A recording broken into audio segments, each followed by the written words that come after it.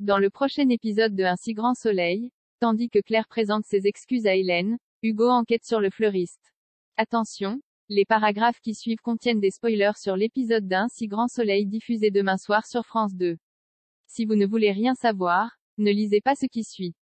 Mardi 4 octobre dans Un si grand soleil. Claire présente ses excuses à Hélène. La voiture de Claire a été une fois de plus vandalisée.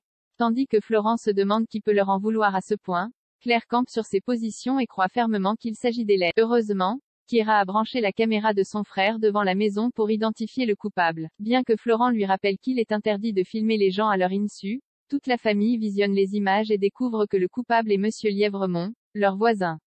Quelques heures plus tard, Monsieur Lièvremont est convoqué au commissariat. Au pied du mur, ce dernier reconnaît les faits et indique qu'il voulait acheter la maison de Claire et Florent afin que sa famille se rapproche de lui.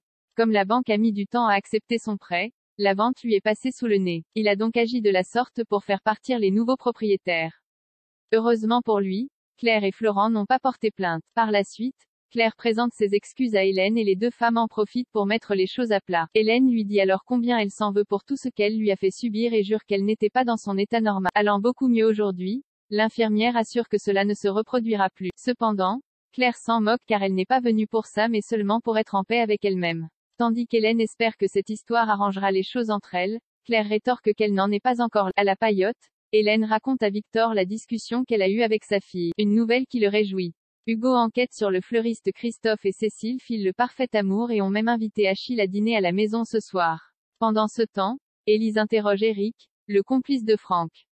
Face à la pression de la policière, il finit par reconnaître les faits et par donner le nom de ses complices. Forte de ces nouvelles informations, Élise fait le point sur l'enquête avec la juge Alphand qui accepte d'abandonner les charges pour trafic. En revanche, Eric reste inculpé pour complicité d'assassinat. Élise l'informe ensuite qu'avant de mourir, Eva aurait dit à Franck que le fleuriste était à l'origine de la mort de Patrice. Plus tard, Margot appelle sa sœur pour prendre des nouvelles. Cécile assure alors que tout va bien avec Christophe et que les problèmes récents les ont beaucoup rapprochés. Selon elle, ils n'ont jamais été aussi amoureux.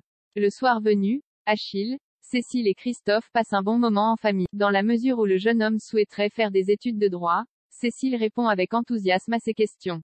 Non loin de là, Yann informe Hugo que c'est bien le fleuriste qui a opéré Patrice. Persuadés qu'ils peuvent le coincer, le médecin légiste est déterminé à trouver le petit truc qui leur permettra de remonter jusqu'à lui.